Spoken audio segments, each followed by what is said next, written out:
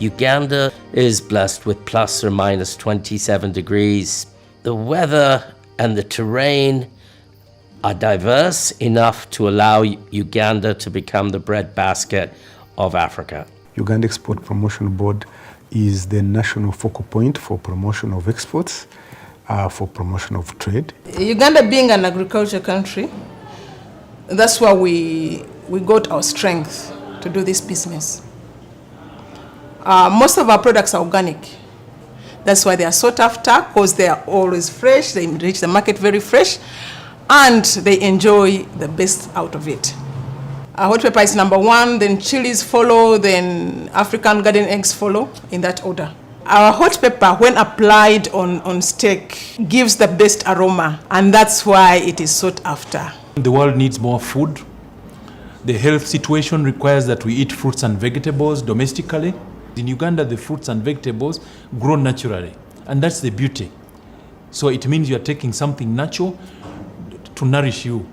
The Ugandan soil and the tropical sun, it really starts from the great produce that comes out of Uganda, whether it's a mango, a pineapple, a banana, a papaya, or a jackfruit, to processing in our ISO Food Safety Management System certified facility to mainly our European customers. To really tap into the vegan and vegetarian trend. The product has tremendous upsides from an environmental and social impact perspective, not only versus the meat it's replacing, but also the soy it's succeeding.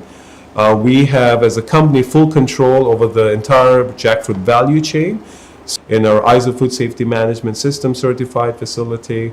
We're happy to be part of this year's Uganda-UK Trade Summit 2022 in London, where you'll find this product, Gorilla Conservation Coffee, is available across the UK.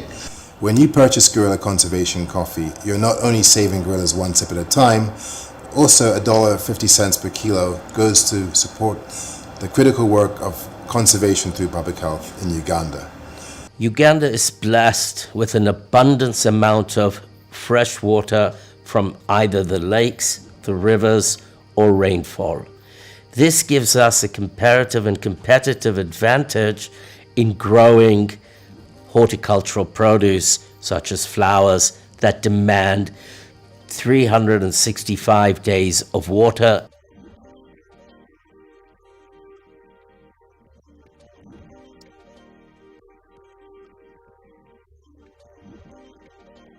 How did we achieve resilience? Through the people. And this is the special combination that makes us above all. In quality, we are looking at the size of the stem. It is very strong. Length, in terms of the thickness, it is very perfect.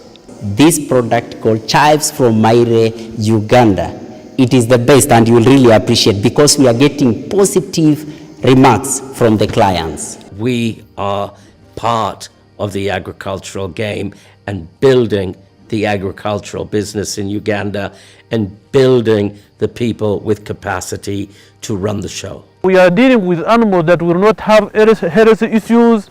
I'm looking for a cow that's going to have a good udder, a functional udder that's going to be able to really give me what I'm looking for. And that is 4,000 to 5,000 liters of milk per lactation per cow per year. They have their own factory here where they can take their milk, and their milk can be added value on it. Ugandans are the hardest working people in Africa. All we're asking for you is to come, get on a plane, come with us, come have a look, decide for yourself, and let's walk a road together. Our products are being consumed in other European countries. Our products are being consumed in the United States of America. Our products are being consumed in United Arab Emirates and the Middle East. They are being consumed in China. We are the right place, we are the right country to supply the needs you need in your homes, in your homesteads, in your kitchens, in your places. Uganda Airlines is positioning itself as the leading cargo operator in and out of Entebbe.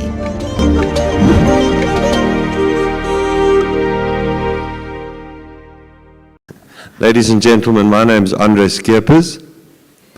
I represent Tomosi Farms. Tomosi Farms is a commercial farm in Uganda that was started in 1964. It is a second-generation dairy farm with values that are very close to the communities. So close that when Tomosi Farms opened its dairy production plant, it wasn't put in Kampala, it was put in the village. Why did we do that? There's 2,000 farmers that live around us that deliver their milk in milk cans on the back of motorcycles. These are small people who are making a living out of selling 10 liters of milk a day. The company decided that it would go into that market. It would support those people. So yes, we then truck our milk to Kampala at an expense, but we still make a profit. The social corporate responsibility that Tomosi Farms has to its community is what drives the ethos of the company. Tomosi Farms supports those 2,000 farmers, not only just by buying their milk, but by producing dairy meal for their cows, which we sell to them at a very reduced price. We assist with artificial insemination to improve the quality of these cows. These are people with 10 acres. These are people that are not milking purebred dairy cows. Yes, we started with the Holsteins and the Friesians. We are now moving towards the Jersey, where we are producing a smaller framed cow that's giving us the desired effect, which is to produce 4,000 to 5,000 liters of milk per cow per lactation. We grow our own silage, which allows us to reduce our costs. This is being transferred across to the smaller farmers. This knowledge is being brought closer to them, assisting them to be able to grow their profitability. Yes, it does assist our factory. Yes, it does assist us, but we part of their value chain. Very proud business, very proudly run company.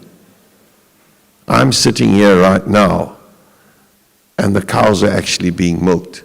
I don't need to be there. The farm is run by each individual person on that farm. We employ over 60 employees, and each guy's got his own responsibility. And people have bought into that. The farm laborers have bought into that because it's become their home, because they understand it's their life. As with the farmers around us, as with the smaller farmers around us. So yes, we are here in London today as Tomosi Farms. We are here to look at you in the eye and say, come back to us with you to Uganda. Come and invest in Uganda. Out of all the East African countries, Uganda is the most stable. Out of all the East African countries, Uganda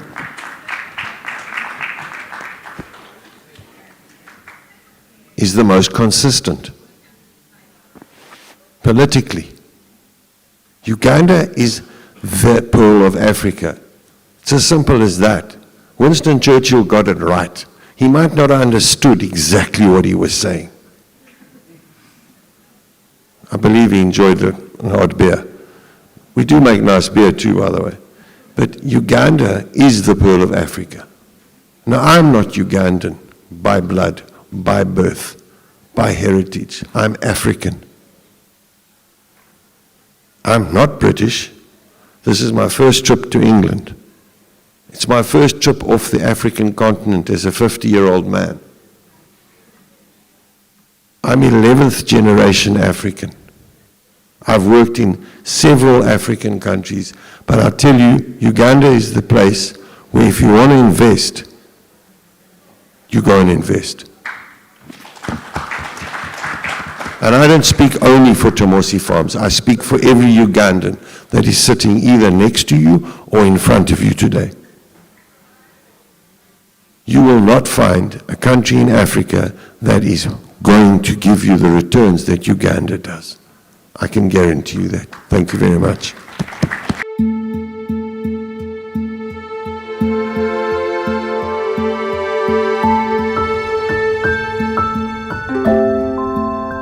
At Tomosi's farm, we have a long-term dream into an agricultural institute or technical institute, whereby we have got people with different skills. We have people who can actually do advanced fencing, animal nutrition.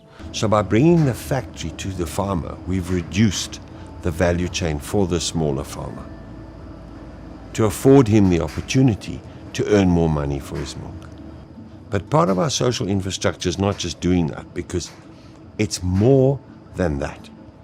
If we can start to teach these smaller farmers how to increase their productivity, how they can make their 10-acre farm more profitable. How do we actually make that man more profitable, that family, and keep him on that farm? Number one, we introduce him how to manage his grass. The same way we have to manage our grass on Tomosi. We have Frisian and crosses of Lakeview. But now we are now changing these animals now to Jersey breed, because these animals you are seeing here, they are the animals people have in Denmark, they are the animals people have in Netherlands. We're probably looking for $15 million. Yeah, it sounds like a lot of money. In reality, it's not that much money because of the size of the investment. We've got a guaranteed off-taker. So I can guarantee that my milk will be bought. I can't guarantee the price. I've obviously got to negotiate that. But once I know that I'm milking 1,500 cows, I can then manage that.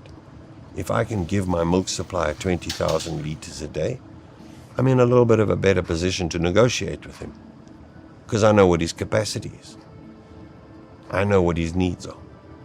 So it gives me a bit of a bargaining power. And the pressure that Europe and Great Britain are going to be under in the next 10 years. Carbon emissions, droughts, all of those things. This is where the opportunity lies, here, in this country. We're asking you to come home with us. Come make your home here. Come and invest in us as Ugandans. Become part of us, and we will share with you. Ladies and gentlemen, my name's Andre Skierpers. I'm the general manager of Tomosi Farms.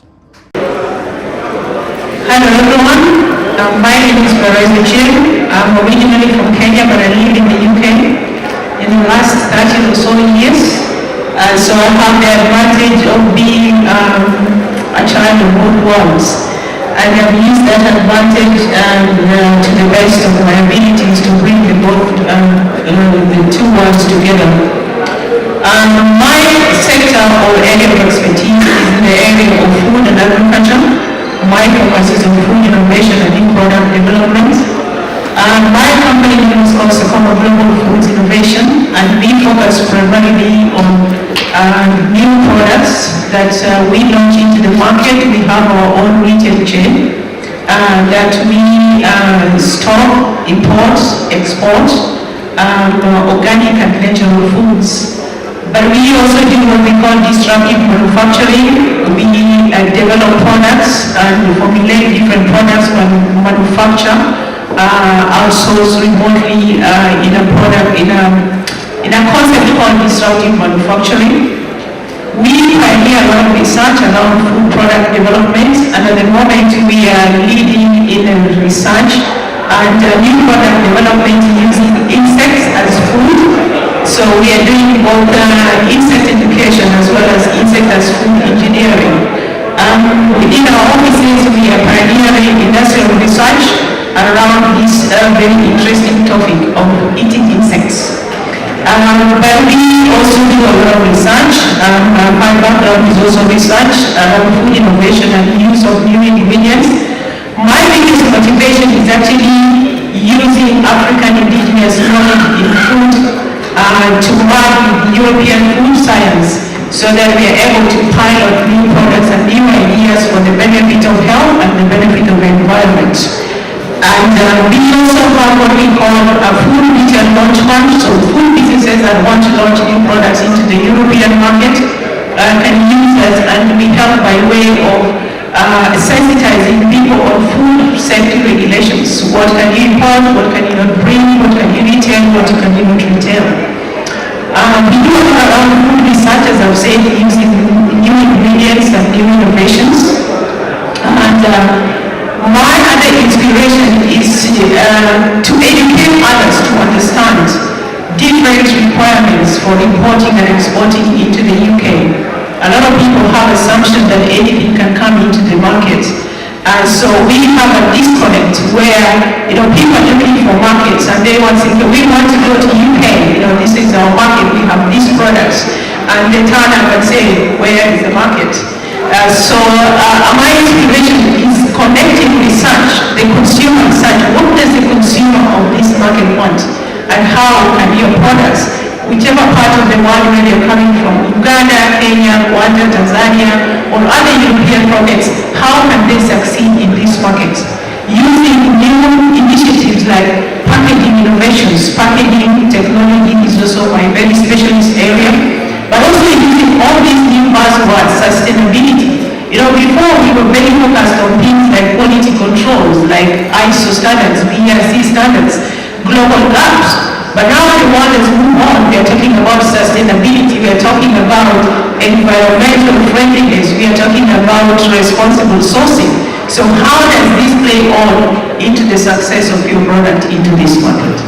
And I'm also a researcher at the university, so as you can imagine, I can talk forever, so I want to stop it here. The MD of Alman Blanche Company, which is a manufacturer of grain and other crop processing and drying equipment, storage, processing through to the end product, value addition. So this is our manufacturing, design and execution at site, installation, supervision. The whole taking the project from start to the end. In terms of the company, it was 3 months since Her late Majesty Queen Elizabeth took to the throne here that my father started this company.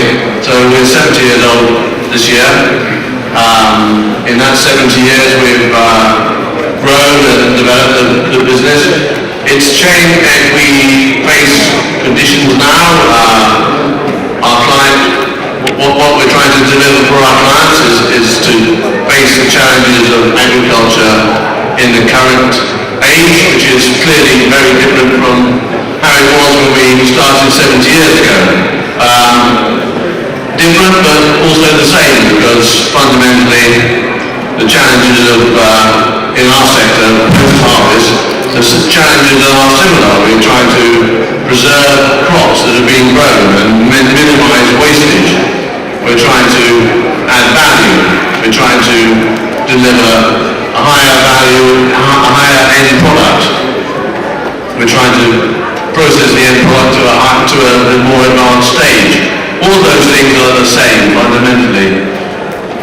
In terms of where we operate, we are truly global in terms of the fact that we operate in 6 continents. All 6 continents. We sell in, I think, 120 different markets around the world, and 85% of our annual turnover is exported. We have won 3 Queen's Awards for export in the last 15 years in recognition of our export achievement. One of the continent where we've been particularly successful is indeed Africa. My father first started traveling to Africa to find markets for our products back in the 60s. Myself, I continued that theme in the early 80s, and I'm delighted that my daughter now runs our Africa operation, and she's been doing that for the last 10 years, and she's here today with her team member, Angela Sepinji, and that we've got a growing team supporting the Africa operation. For East Africa itself, Uganda has been chosen as our base, so we have employed some engineers there. We are developing that team, and we want to give it a wider range, so that it will include research and development and product development, testing, in conjunction with our team back in the UK. So we're strengthening and building that operation, and that's part of our commitment to be on the ground in Uganda, but using Uganda as a key base for us in Africa. So yes, I feel that we're in a good place to play a role in the vital development of agriculture in Uganda. So I think I've covered my objectives of being here today is to just let you know that what we're doing, and I'll be interested to take part in this discussion about the focus on technology and how we can improve things. So thank you very much. Thank you. My name is Kenneth Barije. I am Ugandan living in Uganda. I am the managing director of a small company called Mountain Harvest. Mountain Harvest was started in 2017 as a coffee producing and exporting company focusing on specialty markets. Our business model and the reason for starting the business was to tap into the unrealized potential that Uganda's coffee has. If you look at the region, you find that we have countries that are known for producing high quality coffee and selling the coffee at prices that are double or 3 times the commodity price because of the investment they have made in marketing and branding and controlling the quality of the coffee. So that unrealized potential was the main reason for starting Mountain Harvest. And what we do, we invest in elevating the quality of the coffee that the smallholder producers have on the different mountains that are producing Arabica coffee in Uganda, by investing in training the farmers in good agricultural practices, professionalizing picking of coffee, and investing in processing high quality Arabicas. Once we have produced a high quality coffee, then we start marketing and selling it to buyers who care about the quality of the coffee and the quality of the impact of the story that the coffee is creating. So these are buyers that are willing to pay a higher price, not paying the price of the commodity price. Once we have this higher price, then we use the additional margins to invest in the communities that produce the coffee. So our focus is on the company becoming profitable, on the farmers having profitable smallholder businesses, and then the farms that they get the coffee from. Then my motivation is twofold to be here. Number one is for you who live in the UK, I am sure you see the brands that are sold as single origin from different countries, and Uganda is not prominent with being seen in the shelves and the coffee shops. So number one is to create an opportunity to bring Uganda's quality coffee to the shelves and the cafes in the UK cities. The second one is to contribute towards creating awareness to address the misconception that Uganda's coffee is poor quality coffee. by showing the great coffees that we are producing in Uganda. Thank you. My name is Nelson Tugume, your barista today. I hope you enjoyed the coffee. I am the founder and the CEO of a disruptive and innovative company called Inspire Africa, where we have two arms, one business and one social. So I'm a coffee entrepreneur, I'm a coffee farmer, and I like to disrupt the status quo. I'm here mainly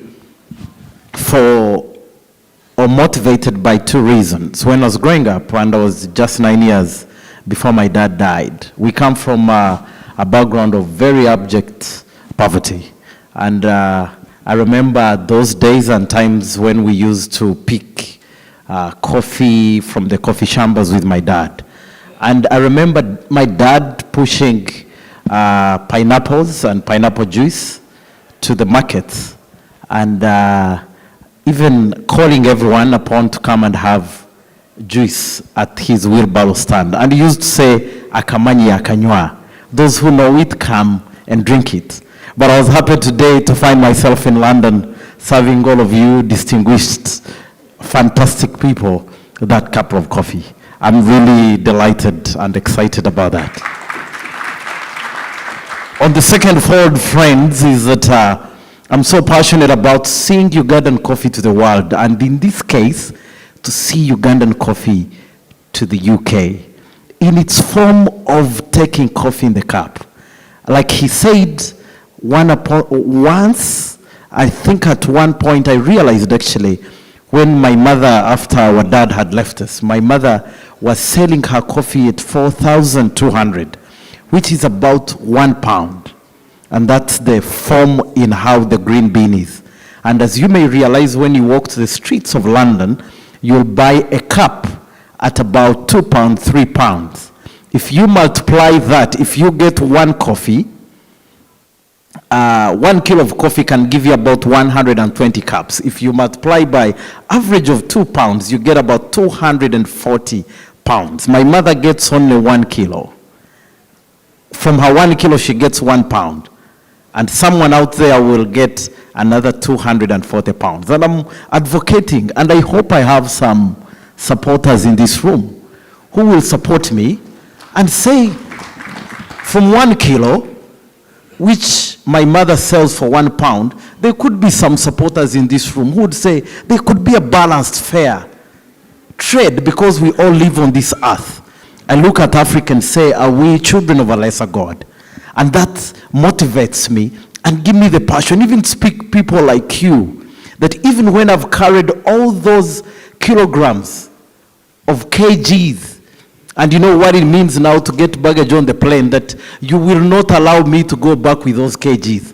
And I believe that I will see supporters, maybe by the allowance of Edward, to allow more those products of mine to come to this room, and we make a sellout at just £20, so that you can support that mother of mine and so many other women that we are supporting back home to have that living, to have that better living. If Edward allows me to do that, I will ask my beautiful girls to come to you and just spare that £20 to that coffee lotion, coffee lip balm, coffee cosmetics. We have 8 products in cosmetics, innovatively done by young people in Uganda. And I even would like to see, I'm happy to see our supporters who have made this happen, private sector foundation. Would you please just put up your hand? They have made this dream happen by supporting, we are supporting 8,622 young people who are involved in the coffee value chain, in hand picking, in getting those jobs, and private sector has been there to be part of that dream. I believe you and I, in this room, you can be part of this dream. And you know how you start? You can spend that £20, not for nothing, by the way. We have the best coffee lotions, coffee scrubs, and you know what these do? Katenda, you know, is about 42. if he uses that, he will be about 20, because coffee has anti-aging effects. I tell this Indian friend of mine whom I served a cup of coffee, the way he looks like, probably if he starts using coffee cosmetics and taking that cup of coffee, he will be about 20 years. So please, if Katenda allows, let's make a sellout. Let's support by making a sellout so that we don't go back with these coffees and products that we've come with. I love you and hope to see you support this cause. God bless you. Thank you. I want to come back to Andrew, because you're a technology man. And for us in Uganda, we have a young population. 78% of our people are below the age of 35, actually 30. So we must create opportunities for them. So in agriculture, where do you see opportunities for scaling up the role of the youth? Because the handy-hoe for agriculture, for farming, the handy-hoe has failed. But even across the value chain, there need to be a lot of technology is important. So what opportunities do you see for us engaging the youth using technology and innovation for Uganda and Africa in general? Because I'm sure that's why you're investing. You must be seeing something. Thank you. Thank you.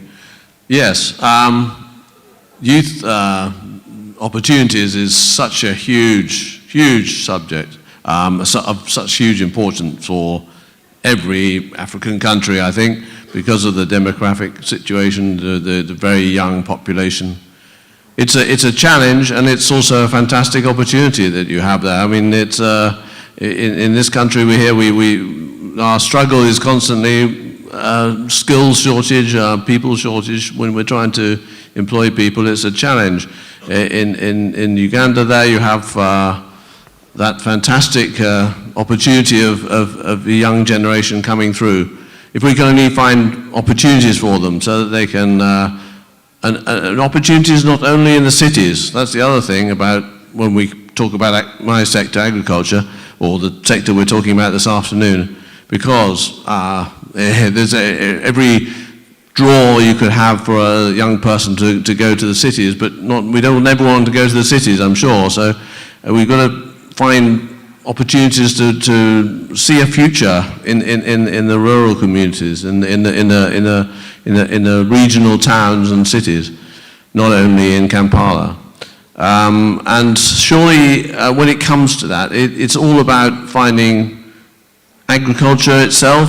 It's a different challenge now. Agriculture is going to be much more mechanized over the years to come. People aren't going to want to continue to do subsistence farming forever. So, in agriculture, there's lots of new technologies coming through that can make it much more interesting and rewarding a career for a young person. And then after not only the primary agriculture, but in terms of post-harvest preservation and processing of the crops. There's a very interesting opportunity to develop the type of projects that we're doing is to look at how you can generate new industries in rural areas, because the great thing about rural employment and rural enterprises is that they're using local materials. So we're boosting the farm opportunity because there's a new market, a processor is set up, whether it's a feed mill or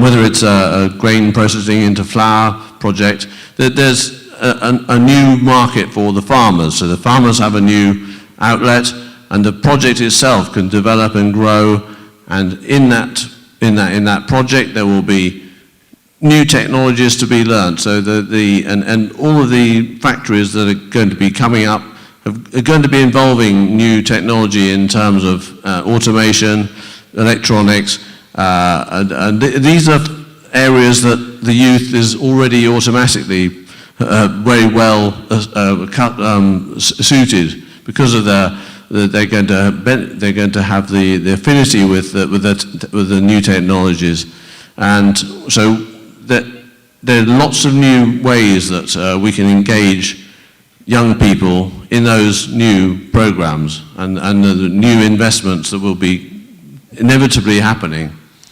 So we welcome that, and for ourselves, I mean, I referred before about the R&D opportunity, the R&D project that we're trying to develop there, and that means new people being trained, new transfer of skills, transfer of knowledge. So we're very much committed to that process too. So yeah, we'd love to play our part in that, and I'm sure there's lots of opportunities for the young people. Could be developed. Yeah, thank you. Thank you. I'm going to come back to the audience because they have more questions than I do. But before I come, I want to pose a question to you, Perez. You've talked about what I was reading as numerous opportunities for us as a country, as Uganda. And you talked about insects as food. In Uganda, of course, we can do any insect, whether it is cockroaches, caterpillars. So what are you seeing as the most promising of all these family in terms of, for example, insects and even outside? Because when we come to England, for example, we promote the traditional exports like coffee, tea, but these are non-traditional exports with great potential for us as Uganda. So perhaps for our team coming from Uganda, can you, within a minute or two, give us some indications where you see the greatest promise in this non-traditional category? Thank you. Thank you very much, Mr. Katende. And I'm going to take you back slightly in an argument that I'm actually forging, and I hope I can be a pioneer on this. On the argument that knowledge transfer does not have to be from Europe to Africa. This is the assumption that every time we talk about knowledge transfer, we're going to be thinking advanced knowledge or technicalities or technologies that have been developed in Europe, and Africans are merely recipients of what has been developed in other parts of the world. But I'm pioneering a school where we think African indigenous knowledge is rich science, although unwritten, but it is proven. And I can here stand and say to you, when I'm talking about food product development, the knowledge that my grandmother has perhaps is far much advanced than the knowledge of a researcher at Oxford University when it comes to doing certain things.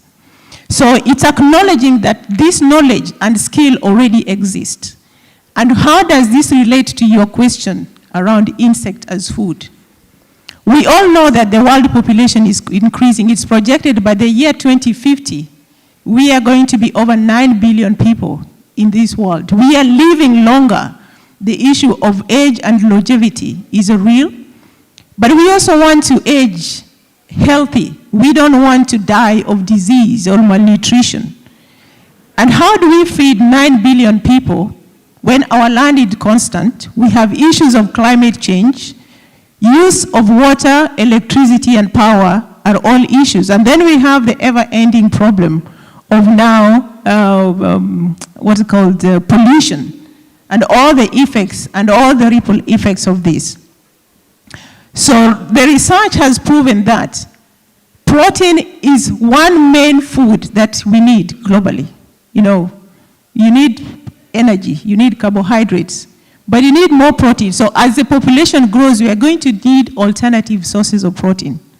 And where does this come from? I'm not a promoter of, say, for example, you know, we say livestock farming has its own issues with greenhouse emission and gases.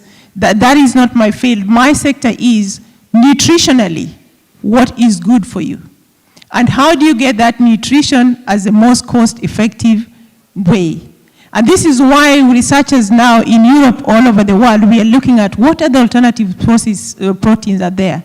And insects, when you compare the amount of time and value and the cost of producing 1 kilogram, for example, protein from insect, compared to from livestock or chicken, So my question and my answer to you for the people who are interested today, there's industrial research that is going at massive scale at using alternative protein, and insect is one of them. And if you don't believe me, if you come to my shop today, I have 8 types of insects stocked in the shop. So actually, matter of fact, people call us the insect shop. So we have it all spicy. We have crickets, we have locusts, but also the fact that some of these insects are used as ingredients. When we talk about high protein sports products, where does it come from? Where does your high protein in any food product you're eating come from? For those who are thinking about insect farming or insect food as an industry, not just for their own consumption as consumers, but they want to be able to follow this line as a potential business. If you are targeting UK as a market, there's a lot of regulations when it comes to importing or selling insects. It's not something that you'll go and harvest your senene in the wild and turn up at Heathrow Airport and say, I understand there's a market for insects here, I have senene in my bags. You know, so there's a whole lot of regulations, there's a whole lot of research and paperwork and laboratory tests for food safety that goes on before, perhaps even worse than all the other foods we've talked about, in order to prove the safe use of that insect that you want into here. But the good news is it is very easy to farm insects. If you come to my office, I have a whole, I call it factory because it's a whole container where we're doing industrial research on insect farming. So what I'm talking to you today, if you came to my office today, you'll see an insect farm in practice. So insect engineering is a whole new sector that the whole world is exploring. And where is this knowledge coming from? We've got to be able to now link up with our own local universities, you know, perhaps in Uganda or in Africa, because our research, although I am doing the research as an industrial research as a business for my own benefit, I am still linked up to academic institutions in order for me to gain the knowledge and improve on it. So yes, the opportunity is there, the investments are there, but do we have the technology and the skills? And of course, there's the big issue of, are people ready to eat insects? When we first talked about impossible meat, you know, how many of us knew that you'll go to Tesco today and you stand there and you don't know what is cow's meat, chicken meat, and what it is, because all these impossible meats, you know, alternative proteins are penetrating into the market. And so when people start talking about these ideas, be there as a pioneer and pick the idea and run with it. Do not wait until it's proven and say, oh, people are actually eating insects. By then it is too late, you know. So let me leave it at that point. Thank you. So I'm now coming to the audience for the questions. Thank you very much.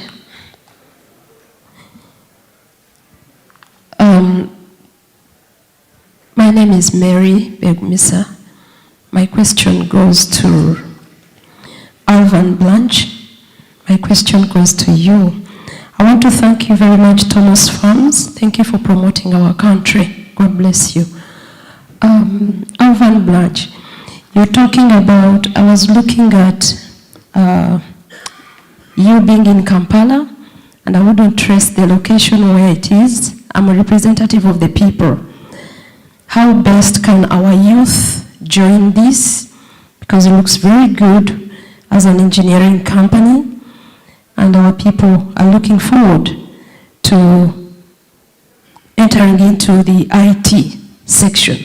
As a farmer, I've seen all your products here. I've not seen millet, cassava, sorghum.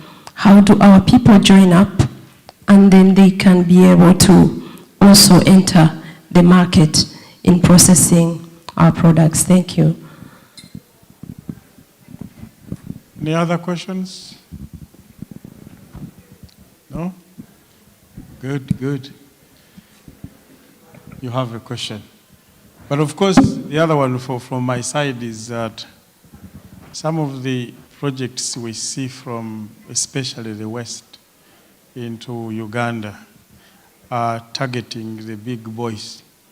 For example, when you talk about tractor, you have a big tractor. And our agriculture is dominated by the small people, smallholder farm.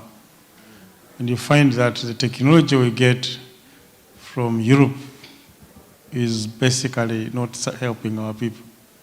We have invested as a country in processing facilities that actually farmers don't use, but money has been spent.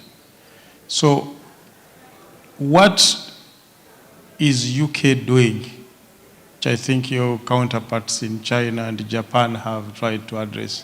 What is UK doing to reach the smallest farmer with affordable, what I could call appropriate technology? Not just agriculture, but when you look at the entire value chain across the processing, the storage, we're looking for innovations for the smallest person, who is the majority of our people.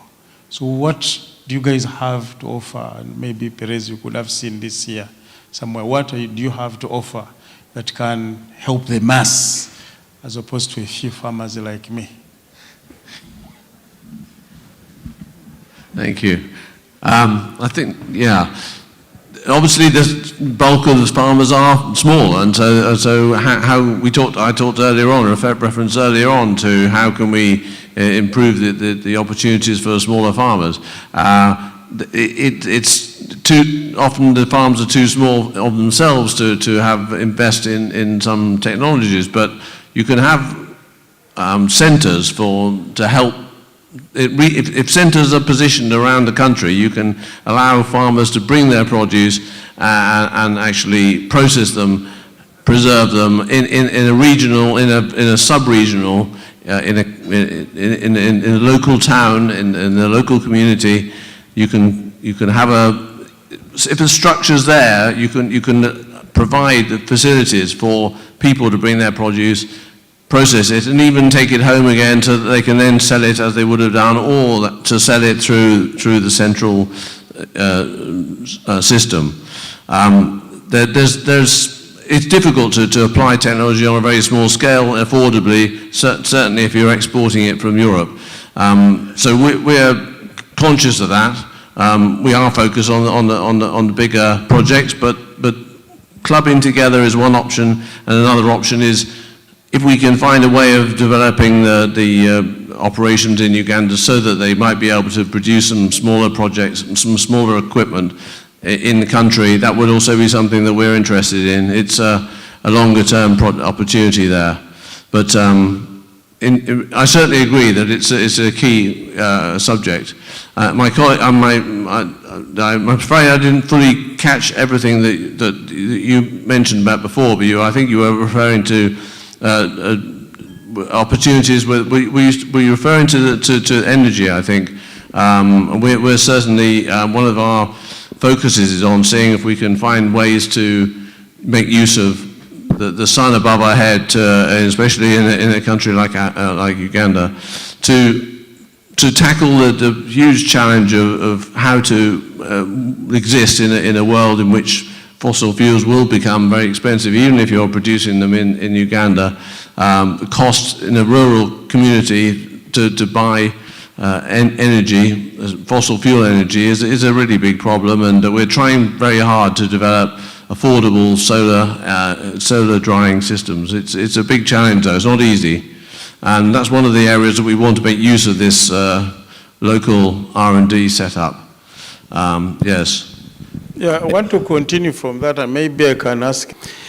Uganda's coffee has not realized its potential because of how we process, using either handheld pulpers or even using other traditional means. When you do invest in a coffee pulper, it costs about $2,000, which is close to the cost of a motorcycle that a young man or young woman is riding. Now, this pulper, as you can imagine, the smallholder farming, by nature, the farmer cannot afford to invest in $2,000 when they are going to make, most of them have a cotton acre, they are going to make maybe $1,000 a year. So the young person can pulp coffee using the machine of $2,000, can pulp half a ton per hour. And this is a service that they can move. These are mobile pulpers that can move from household to household, providing this service. So the farmer does not need to invest in this pulper. The young person is making money. But most important, this young person who is now seeing quick money coming out of coffee farming will be the farmer for tomorrow when the old father, the old mother can no longer produce coffee. Thank you. Is there an opportunity for leasing, hire purchase? Because yes, it could be $2,000 if you pay it out at once. It could be $40 if you're just leasing. Exactly. So that's where the opportunity is for investors, especially Ugandans who are living in the diaspora, to come and invest in companies that can lease these machines. A company like Mountain Harvest, we are willing to co-finance because we want this coffee. But you can imagine the cost that we would have to invest in. But these are opportunities that investors can have within the sector to provide equipment on lease, and then the young person, in a partnership with the banks, in a partnership with exporting companies, can pay this. They do the same for border, for the motorcycle. So a young person can now get, without any deposit, can now get a motorcycle tax. There are now 2 companies in Kampala that are providing motorcycles on a loan. The motorcycles are insured, they are tracked, and the young person will pay over time, normally about 2 years, and they recover money. It is an opportunity for coffee. Remember, Uganda is now aiming to go to 20 million bags of coffee in production and export. We are only doing 8 million bags now, from 3 million bags a few years ago. The government is investing heavily in this.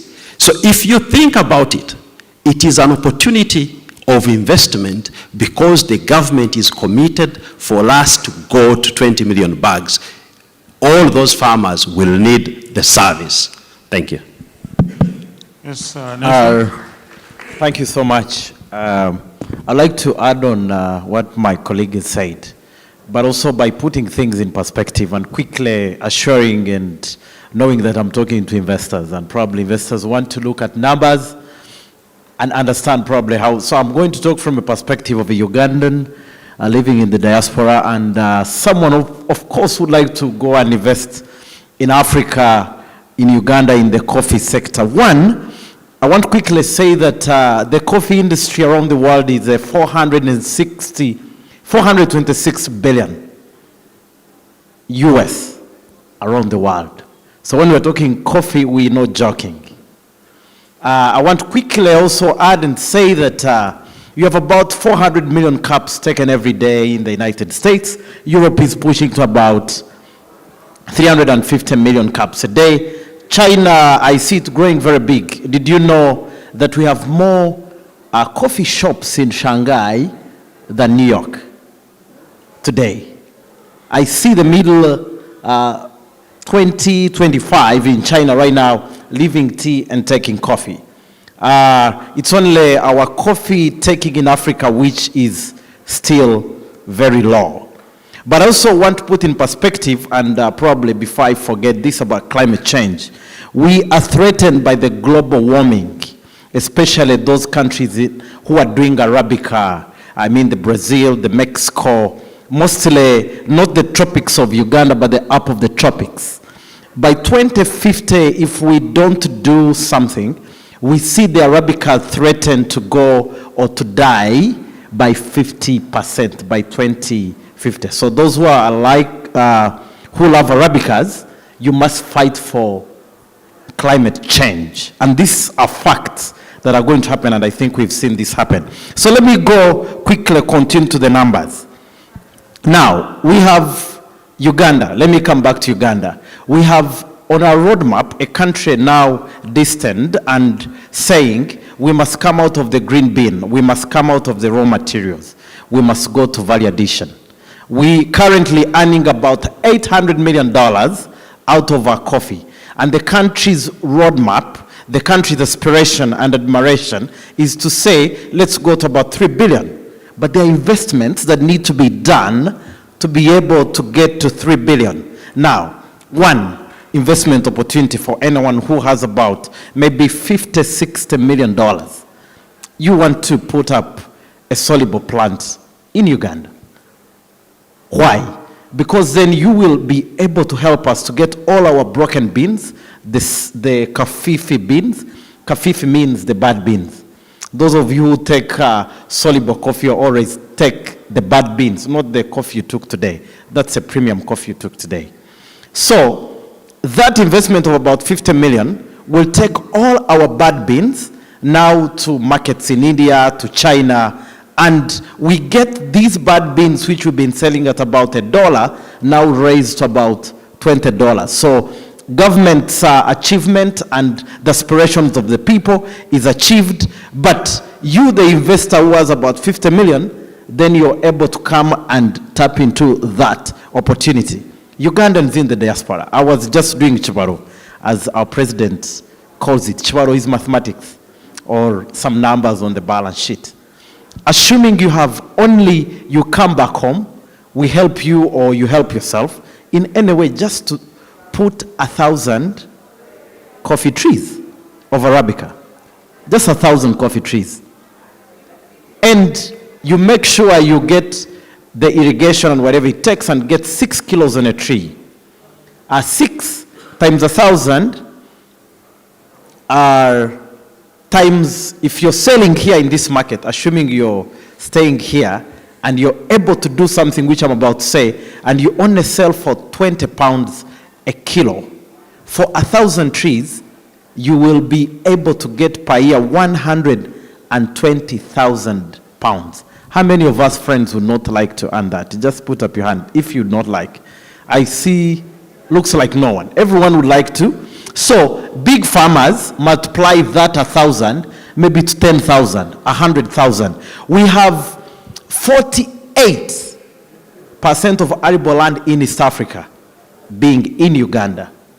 Let me tell you something very fascinating about coffee and also Uganda. Uganda is the home of Robusta. Our Ugandan coffee is the best coffee in the whole world. It blends all, it has two things it does. It does blends all the coffee in the world to bring them from cheaper coffees to higher coffees. That's one advantage you have, because we have higher-end Robustas. We grow our Robustas in the tropics. Number two, it can be used as its own hash nice, especially by the Italians, a bit of Hungarians, all our coffees, and maybe Burundi and these other people. The other opportunity that there is in Uganda for both, I'm speaking to different people, the other opportunity, did you know, we are about 85% of Robusta growing in Uganda, and meaning 15% is Arabica. But things we don't know and things we don't say, and probably which would be my last point, and even talking to my sister here on how to do it. 15% of Arabicas are more, not equivalent, more to Kenya, Tanzania, Rwanda, Burundi, and DRC combined. Can you believe that? But when you come to the market, we are only seeing Kenya, we are seeing DRC, Kigali. And therefore, that's why I want to talk to my sister and talk to all Ugandans in the diaspora. What if we got ourselves maybe 10, 20, 30 of us and started a franchise maybe of Inspire Africa, Gorilla Coffee, Mountain Harvest, and being present in the market? Then we can be able to get the brand, which is about maybe, or selling our coffee, which is about maybe $6, to the 20 pounds that we're looking for. Remembering that our coffee is the leading export earner for the country, number one. Number two, our government aspiration, and our government is right now serious on high value addition, meaning that every support, as even the president has said it publicly, that every support on value addition will be welcome for anyone who can be able to support. And therefore, as I conclude, friends, I call upon you, one, to come and invest at the production level, But number two, let's all go the way to having coffee shops, to having brand that get us out of the market, that get us out to not people maybe from other countries sell our coffee and never even recognize who Uganda is. And I know in this room there could be people who are listening to me and saying, how do I tap it in? You have the opportunity, and I can tell you, you can be able to make that money. I wanted to add on the value addition. Thank you. Your time is up. David, let's take one question from you. It's more of an observation. David Smith from British African. We have a member down in Devon who's working in Nigeria, and it addresses this question of supply chain development that was being discussed a moment ago. Absolutely critical in forming those relationships is the aggregator who has access to the national market within the country, but also to international markets. The Devon Company has put together a program where they're teaching regenerative farming, they're providing fertilizer inputs and better quality seeds, they're processing, and they're then moving towards the supply chain markets with funding support from British government and US government. And I think that that's where Uganda should be looking. I mean, it's a test case. It's only 30,000 farmers in Jigawa State in Nigeria. But that same model could work very effectively in other countries as well. So I just wanted to add that to the conversation. Thank you very much. Okay. Hello, I'm Christine Mwebesa. My mind is bubbling with a lot of questions. I will not take long, though I will raise a few concerns to all of us. One, I know we are all passionate about this relationship and trade between UK and Uganda. But one of my concerns is that we have it easy to talk about what can be done, what can be done, what can be done. But we tend to fall short. I'm not saying for this convention, but always, even in other spaces, of bringing out the how in all detail. And this one, I think, cannot be possible if we do not profile, or we say, for instance, we have these different endowments or capitals from the different spaces, and then how do they link up? For instance, we know that in Uganda, with all my colleagues on the panel, we are endowed with what we've been saying, the Pearl of Africa. We have this coffee, good coffee in the best of the world, but then you keep asking, then why isn't it in that world, and why isn't it being seen, and why isn't it being taken up? So where is the missing link? What is going wrong? Why can't it be noticed?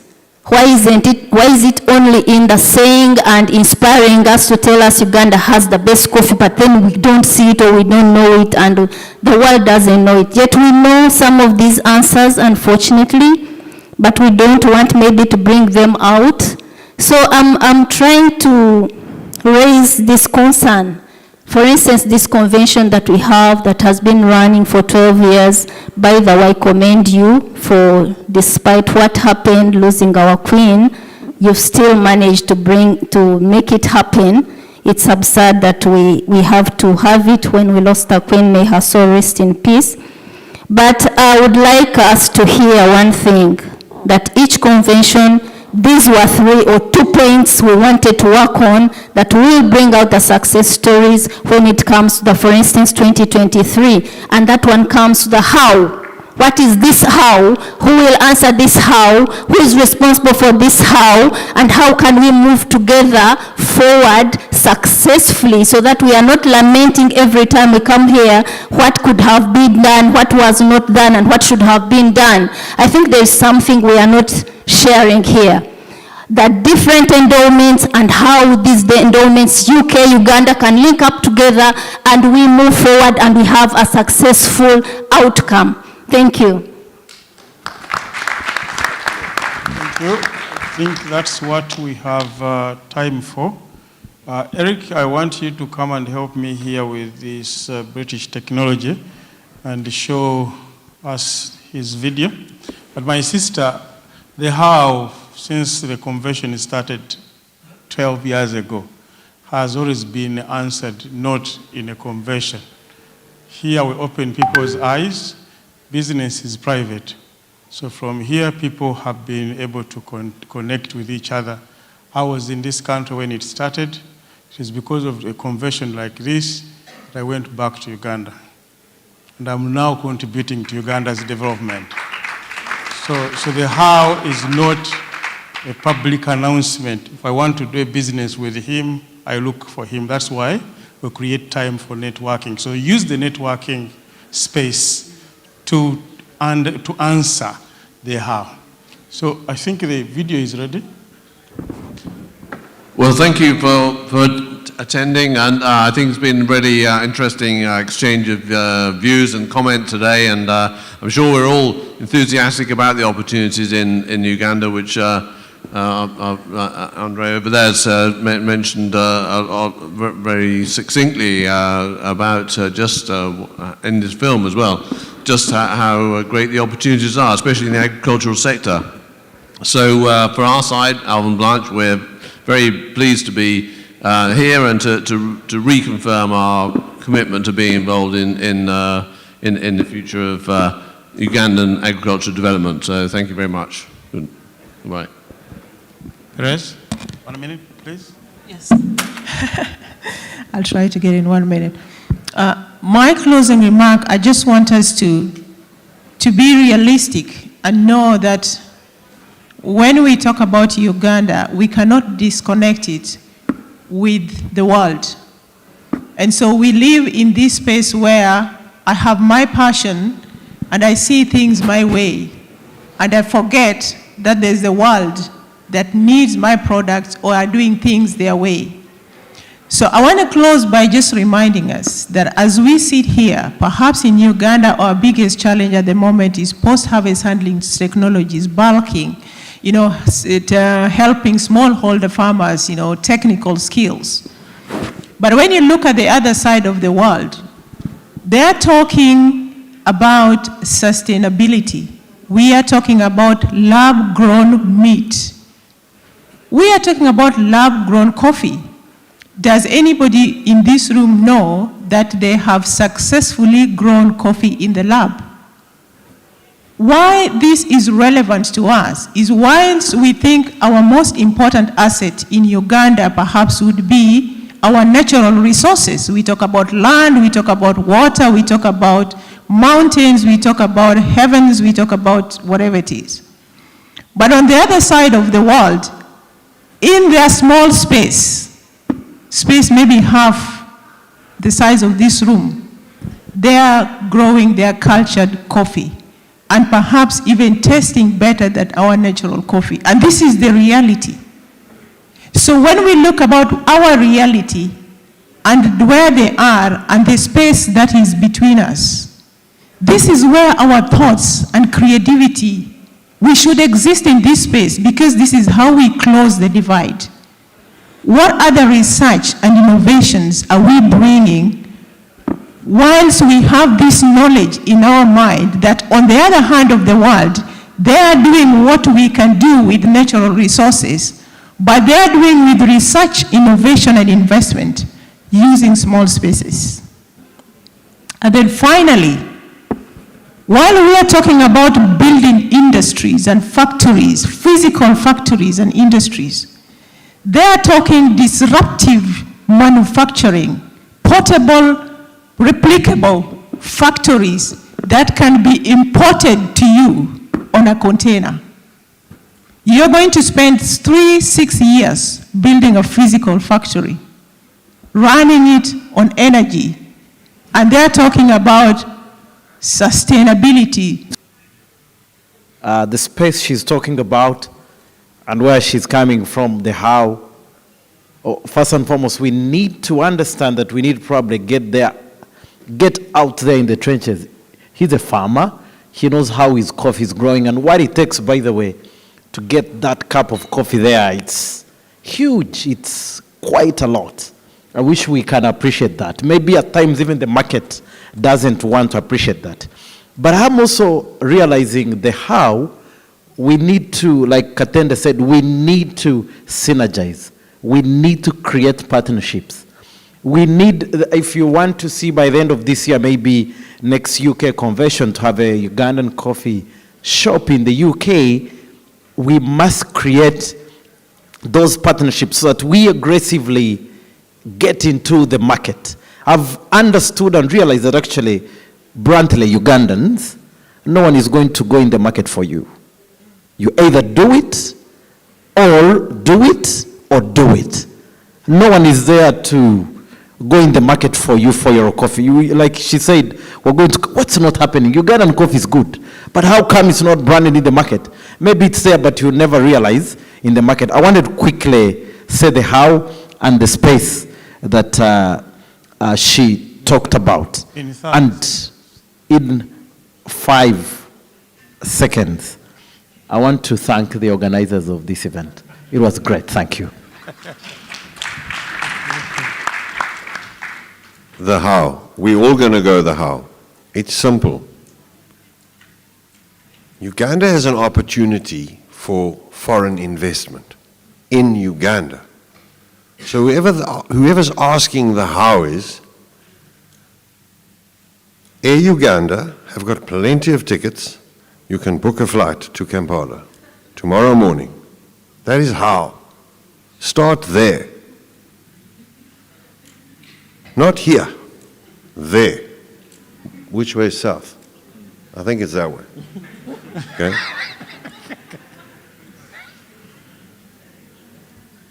Uganda has got a regional market. We're all sitting here because we're businessmen. We know where our market is. All we're asking for you is to come and join us so we can sell our product in our market. That's how. Ladies and gentlemen, thank you very much for your time. We really, all of us, appreciate it. Thank you very much. Thank you so much, our panelists.